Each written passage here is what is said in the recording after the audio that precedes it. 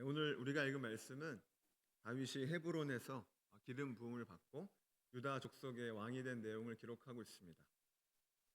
사울과 요나단이 블레셋과의 전투에서 죽었습니다. 블레셋의 시글락에 머물고 있었던 다윗도 이 소식을 듣게 됩니다. 그리고 다윗은 진심으로 사울과 요나단의 죽음을 애도합니다. 드디어 사울이 죽었습니다. 사울은 아무런 잘못도 없는 다윗을 계속해서 죽이기 위해서 쫓아다녔던 사람이었습니다. 그런데 이제 드디어 그 사울이 죽게 된 거죠. 다윗이 지금 블레셋의 시글락까지 도망가 있는 이유도 피하다 갈 데가 없어서 블레셋까지 도망을 가 있었던 것이죠. 그렇다면 사울이 죽은 이후에 다윗이 해야 할 일은 무엇이었을까요? 다시 고국으로 돌아가는 것이었습니다. 게다가 다윗은 사무엘 선지자로부터 이스라엘의 왕이 될 사람으로 기름 부음을 받은 사람이었습니다. 다윗은 하루빨리 한시라도 빨리 고국으로 돌아가고 싶은 마음이었을 것입니다. 그러나 오늘 우리가 읽은 말씀 1절 말씀을 보니까 놀랍게도 다윗은 고국으로 돌아가기 전에 먼저 하나님께 기도를 하는 모습을 살펴볼 수 있습니다.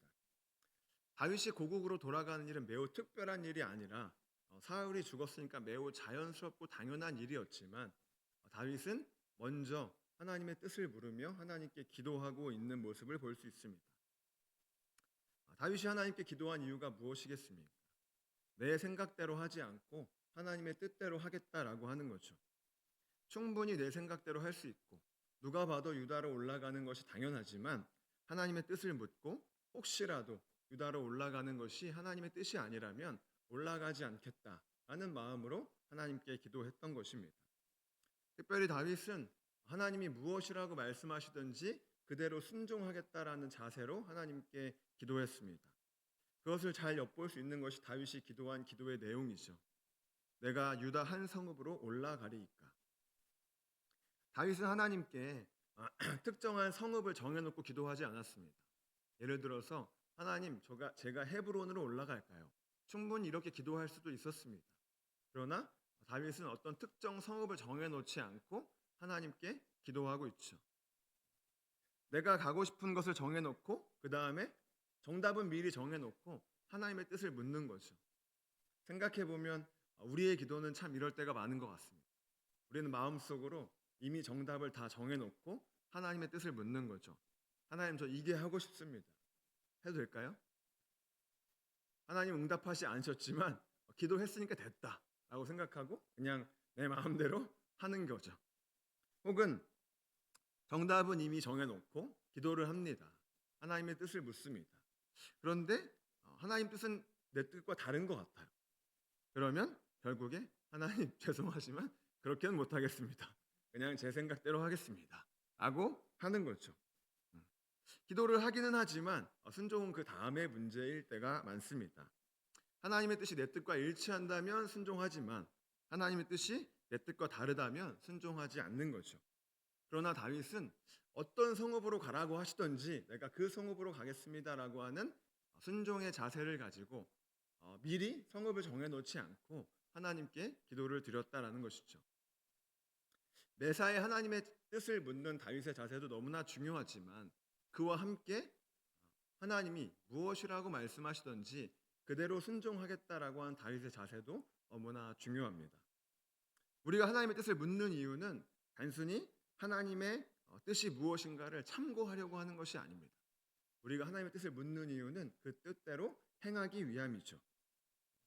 비록 하나님의 뜻이 내 생각과 일치하지 않아도, 비록 하나님의 뜻대로 행하는 길에 여러 가지 고난과 어려움이 닥치더라도 그것이 하나님의 뜻이라면 기꺼이 순종하겠다라는 자세로 하나님의 뜻을 물으며 나아가시는 저와 여러분이 되기를 주님의 이름으로 축복합니다. 그렇다면 여러분, 다윗이 자기의 뜻이 아니라 하나님의 뜻대로 해야 되겠다라는 생각을 했던 이유는 무엇일까요? 그것은 다윗이 하나님의 주권을 인정했기 때문입니다. 다시 말하자면 다윗은 자신의 인생의 주인, 자신의 인생의 왕이 하나님이시고 나는 그분의 백성이고 그분의 종이라는 사실을 분명히 믿었기 때문입니다. 종은 주인의 명령을 따라야 합니다. 백성은 왕의 명령을 따라야 합니다. 주인의 명령을 따르지 않는 종, 왕의 명령을 따르지 않는 백성은 매를 맞거나 혹은 죽게 될 수도 있습니다. 그러니까 백성이 왕의 명령을 따르는 건 너무나 당연한 거죠. 그렇기에 다윗도 하나님이 내 주인이시고 하나님이 내 왕이시니까 나는 그 뜻대로 행하는 것이 당연하다라는 마음으로 그 주인 대신 왕 대신 하나님의 뜻이 무엇인지를 물었던 것입니다. 동시에 다윗에게 있었던 또 하나의 믿음이 있습니다. 그것은 바로 주인 대신 왕 대신 하나님의 뜻대로 행하는 길이 가장 좋고 가장 안전하고 가장 확실한 길이라는 것입니다. 다윗은 그의 인생을 통해 이 사실을 잘 알고 있었습니다. 하나님의 뜻대로 순종할 때, 하나님의 뜻에 힘입어 나아갈 때 다윗은 수많은 사울이 죽이려고 하는 위협 앞에서도 생명을 건질 수 있었습니다. 그런데 반대로 다윗이 하나님의 뜻을 구하지 않고 스스로의 생각을 따라서 블레셋으로 도망갔을 때 그는 블레셋의 편에 서서 이스라엘과 전쟁을 해야 하는 아주 큰 위기의 상황을 만나게 됐죠. 만약 하나님이 다윗을 도와주시지 않았다면 그는 동족과 반대편인 블레셋의 편에 서서 이스라엘과 싸우는 비극적인 일이 벌어지고 말았을 것입니다. 그렇기에 다윗은 하나님의 뜻대로 행하는 길이 가장 좋은 길이고 가장 안전하고 확실한 길임을 알았기에 하나님께 기도로 그 뜻을 물었던 것입니다. 다윗이 하나님의 주권을 철저하게 인정했다라고 하는 것은 4절 후반절부터 7절까지 말씀을 봐도 잘 알 수 있습니다. 다윗이 이제 헤브론에 갔더니 유다의 사람들이 다윗에게 와서 다윗을 기름 부어서 유다 족속의 왕으로 삼았습니다. 왕이 된 다윗이 가장 먼저 한 일이 뭐냐면 사울을 장사했던 길르앗 야베스 사람들을 위로하고 축복한 일이었습니다. 블레셋 사람들은 사울과 요나단의 시체를 벳산 성벽에 못 박았습니다. 이 소식을 듣게 된 길르앗 야베스 사람들은 밤새도록 그곳으로 달려가서 그 성벽에 매달려 있는 시체를 데리고 와서 장사를 지내고 무려 7일 동안 금식했습니다.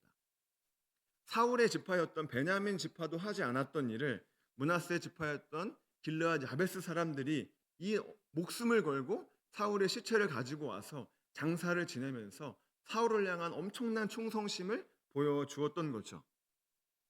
다윗이 왕이 되자마자 이 소식을 누가 알려줬습니다.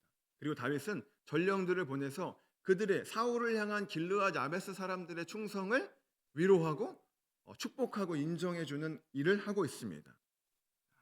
그리고 나도 역시 너희들의 그 행위에 보상을 하겠다라고 약속을 하고 있죠. 아마도 길르앗 야베스 사람들은 자신들이 사울에게 보였던 그 충성심 때문에 정치적인 보복을 두려워했을 겁니다. 왜 그렇습니까? 다윗의 원수가 사울이잖아요. 그런데 그 사울에게 충성심을 보이면서 사울을 장사했던 우리들, 이제 다윗이 왕이 됐으면 우리를 가만히 냅두지 않고 우리에게 보복하겠지. 이런 어떤 알지 못하는 두려움이 그들에게 있었을 것입니다. 그런데 다윗은 그들을 보복하기는커녕 오히려 그들의 그 행위를 인정하고 하나님의 복을 빌고 자신도 역시 보상하겠다라고 말하고 있습니다. 다윗이 이렇게 할 수 있었던 이유가 무엇이겠습니까? 그것은 다윗이 하나님의 주권을 인정했기 때문입니다. 다윗은 사울을 원수로 생각하지 않았습니다. 원수 같은 사람이지만 하나님이 기름 부어 세우신 왕으로 그를 인정했습니다. 그렇기에 다윗은 사울이 살아있을 때도 2번이나 그를 죽일 기회가 있었지만 그를 죽이지 않았던 거죠. 다윗이 길르앗 야베스 사람들을 축복하고 그들에게 보상을 약속할 수 있었던 것은 바로 온 우주의 주인이신 그 하나님께서 당신의 대리 통치자로 세우신 기름 부어 세우신 바로 그 사람이 사울이라는 사실을 믿고 인정했기 때문입니다. 그리고 길르앗 야베스 사람들이 사울에게 보여준 그 충성심의 이면에는 결국 사울을 기름 부어 왕으로 세우신 하나님께 대한 충성심이 전제로 깔려 있다라고 하는 것을 다윗은 알았기에 다윗은 사울이 살았을 때도 사울에게 선을 베풀었고 그 사울을 장사했던 길르앗 야베스 사람들도 그들을 인정하고 축복하고 복을 빌었던 것입니다. 이처럼 하나님의 주권을 인정하는 사람만이 겸손하게 하나님의 뜻을 구할 수가 있습니다. 하나님을 내 인생의 주인으로 인정하지 않으면 하나님의 뜻을 구할 필요가 없죠. 어차피 내가 주인이고 내 마음대로 할 건데 하나님 뜻을 구할 필요가 어디에 있겠습니까? 제가 조금 전에 매사에 하나님의 뜻을 묻는 자세도 중요하지만 어떤 말씀이든지 순종하겠다라고 한 자세도 중요하다 말씀드렸습니다.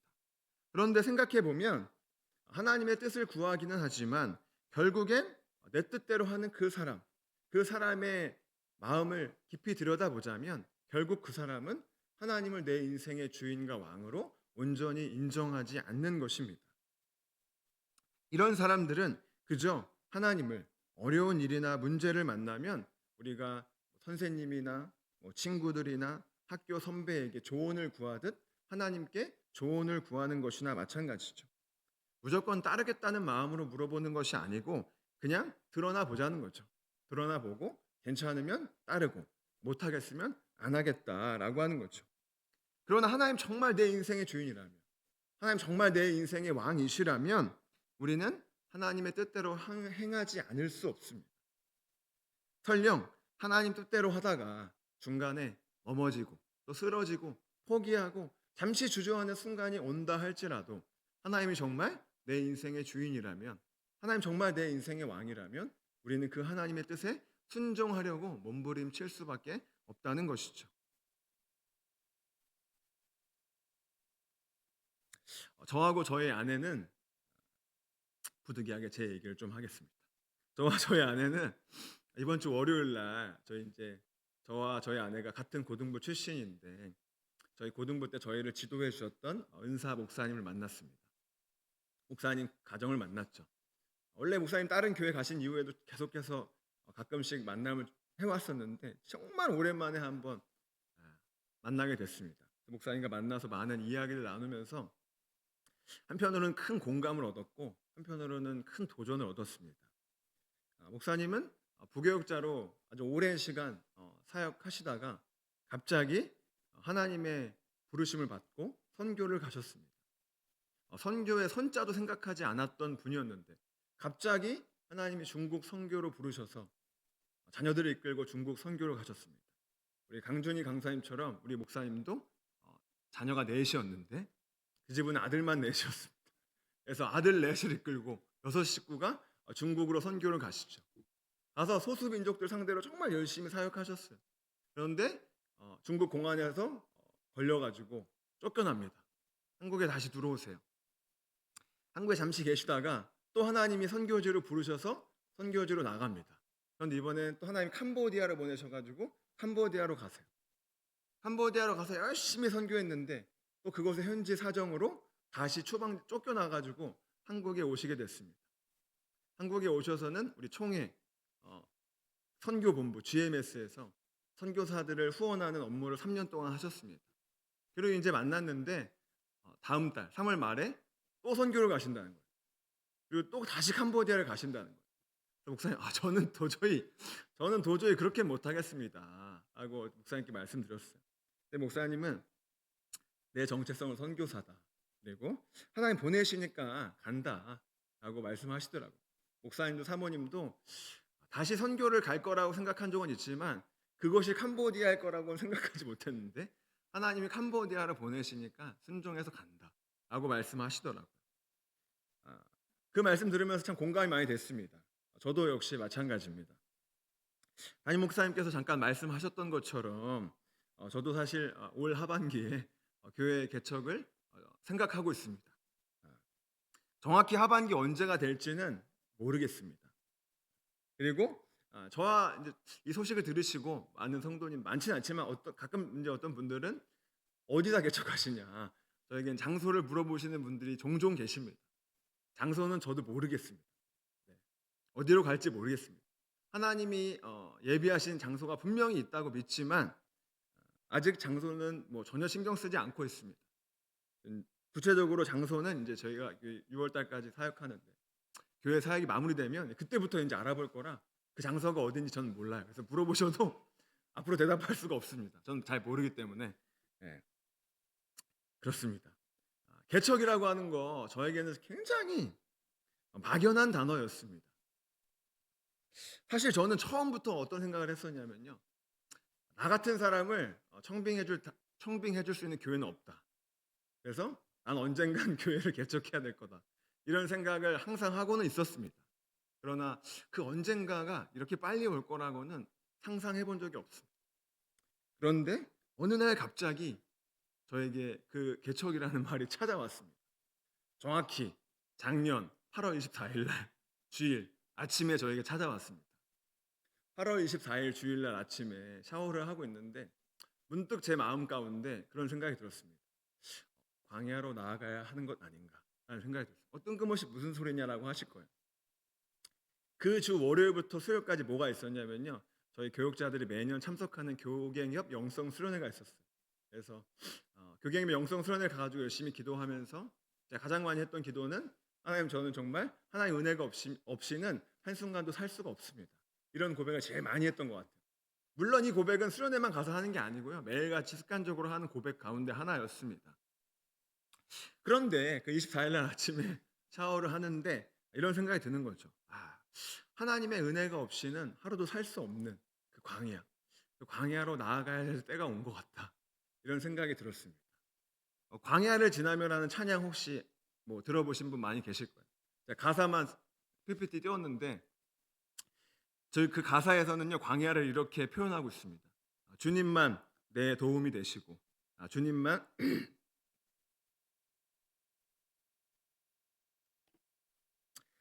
내 빛이 되시는, 주님만 내 친구 되시는 광야.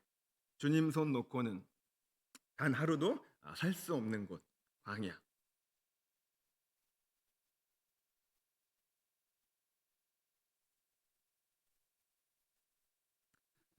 주께서 나를 사용하시려, 나를 더 정결케 하시려 나를 택하여 보내신 그곳, 광야.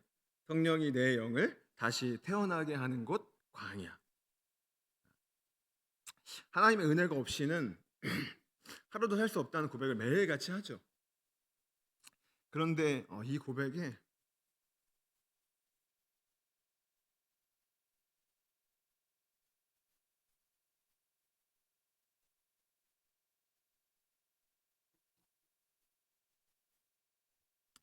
간절함이 묻어날 때가 많지 않습니다. 중요한 일이나 해결해야 할 문제를 앞두고 있을 땐 참 간절하지만 그렇지 않을 땐 참 간절하지가 않습니다.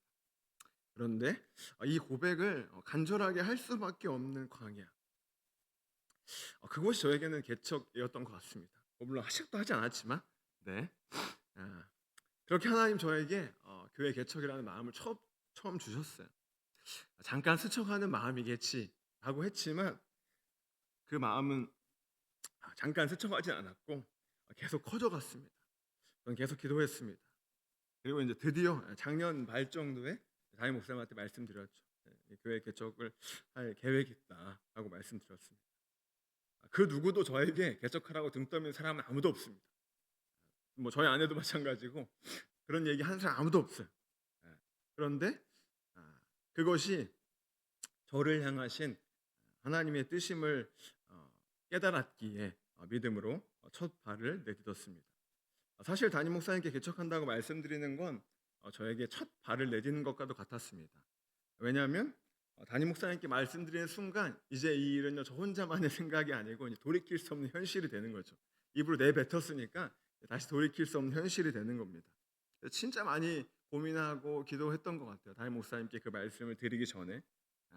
그러나 이것이 하나님의 뜻이라는 것을 알기에 말씀을 드렸습니다.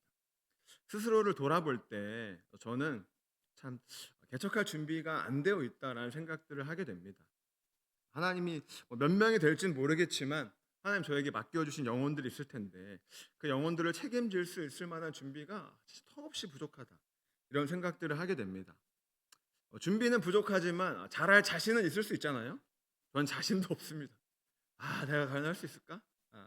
내가 과연 잘할 수 있을까? 준비도 부족하고 자신도 없습니다. 생각하면 막막하고 그렇습니다. 그런데 그럼에도 불구하고 하겠다고 말씀을 드린 건 그것이 하나님의 뜻임을 믿기 때문입니다.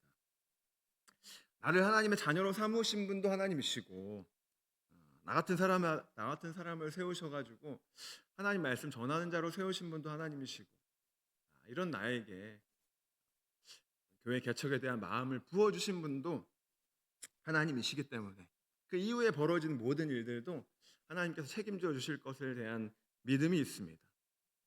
첫 발을 내딛었지만 사실 그 다음 걸음을 어디로 가야 할진 아무것도 모릅니다. 그러나 그 다음 걸음도 내 인생의 주인이신 하나님께서 인도해 주실 것을 믿습니다. 그리고 그 길이 저에게는 가장 좋은 길이 될 거라고 믿고 있습니다. 물론 지금 저는 개척에 대한 준비를 하고 있지는 않습니다. 지금 저에게 중요한 건 성문교회에서 저에게 주어진 사역입니다. 제가 가장 원하고 바라는 게 있다면 6월 달까지 저에게 맡겨주신 사역을 최선을 다해서 유종의 미를 거두는 것, 이게 가장 큰 소원입니다. 이번 주 월요일 날 그 은사 목사님과 만나서 이야기를 나누면서 한 가지 또 중요한 사실을 깨달았습니다. 목사님 그런 말씀을 하시더라고요. 선교라고 하는 것이 참 다양한 형태가 있다. 그러나 선교의 본질, 핵심은 하나다. 영혼을 살리는 것. 나 한 사람, 우리 가정 하나 캄보디아 안 간다고 무슨 일이 벌어지겠냐. 그런데 그럼에도 불구하고 내가 거기에 가는 이유는 하나님이 그곳에 나를 위해서 예비하신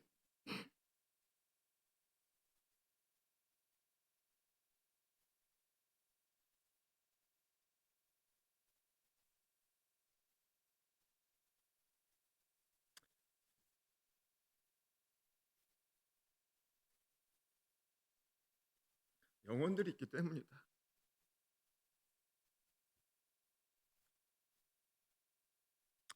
교회도 마찬가지인 것 같습니다. 일단 교회가 이렇게 많은데 굳이 그렇죠? 또 교회를 세울 필요가 뭐가 있겠습니까? 그것은 영혼을 살리기 위함이죠. 나를 통해 하나님이 살리실 그 영혼들이 있기에 교회를 세우고 또 세우는 거죠. 목사님과의 만남을 통해서 결국 그렇구나. 내가 해야 될 일은 다른 곳이 아니고 영혼을 살리는 일이구나라고 하는 것들을 다시 한번 깨달을 수 있었습니다.